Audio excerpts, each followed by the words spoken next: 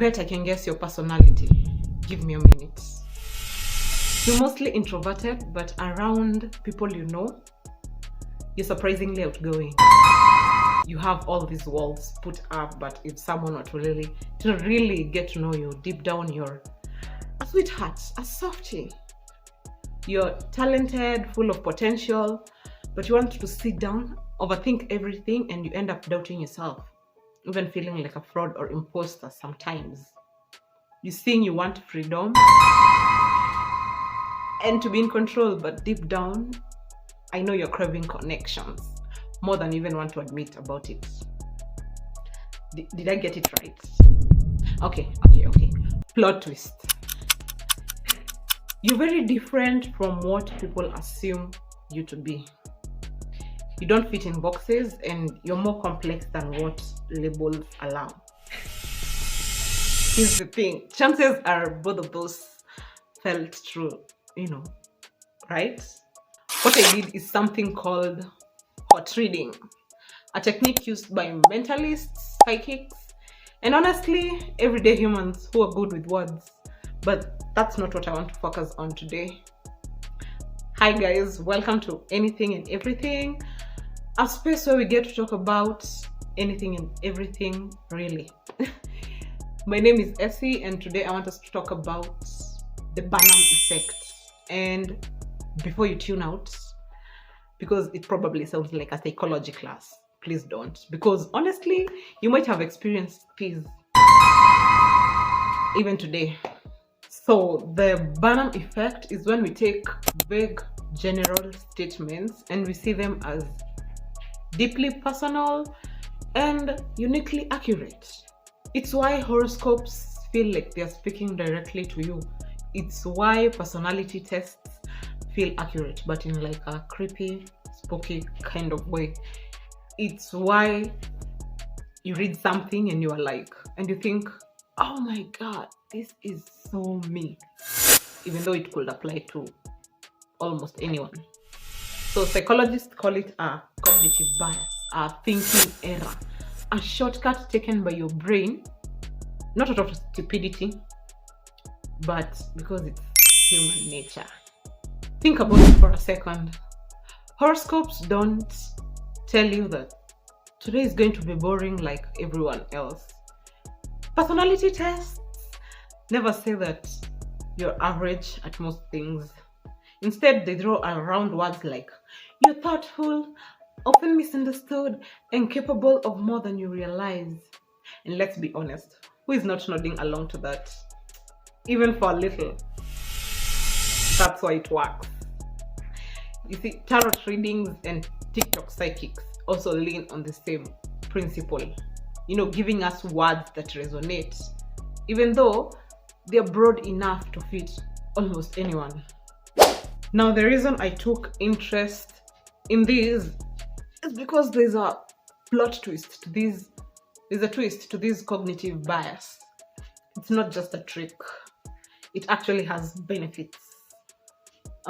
It has benefits both on a personal and on a collective level. So on a personal level, it helps us articulate feelings that we can't name. We've all been there sometimes. We can't even name what we feel. It offers comfort and reassurance. It sparks self-reflection, like wanting to know who you are, like on a deeper level. Then it creates that satisfying someone gets me feeling. And on a collective level, it builds a sense of belonging. That is self-explanatory. It sparks a connection, or it sparks, a communication on shared experiences. And it also helps build connection for communities. So in other words, the Barnum Effect gives us resonance. It gives us a mirror. It gives us a feeling that we are seen. Who doesn't want that? But like most things, it has a flip side. Disadvantages if you're not careful, and I will go through them real quick. Number one, it encourages reliance on labels instead of actual self-discovery. which I low-key think is you sealing your fate instead of allowing flow. Number 2, it limits growth. This is what I want to say. There are those type of people who say, I'm a Capricorn, I'm a Leo, I'm a Virgo, I'm an avoidant, I'm logical. That's why I act the way I act, or that's who I am, which I think is low-key an excuse to be malicious. Number 3, it makes you susceptible to manipulation and influence. Because here's the thing, if I can make you feel seen, if I can just show interest in you, then that's enough for me, or for you to cloud your judgment on a decision I want you to make about something, right? And then the last one is it reinforces confirmation bias. Now this is another thinking error I'm going to discuss in the other episodes. In all these, the issue is not about feeling described. It's about believing the question.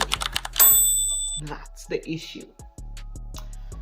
So maybe the real question is, what do I get from believing this or from believing it? If it gives you insight, comfort, or a little nudge to reflect, then great, go for it.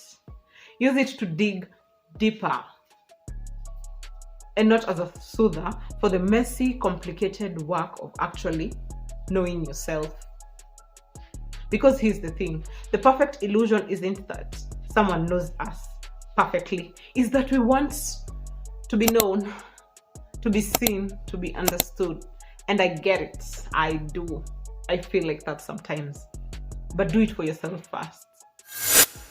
That's my take on the Barnum Effect. You are more than welcome to share your insights. Also, make sure to like and share this video.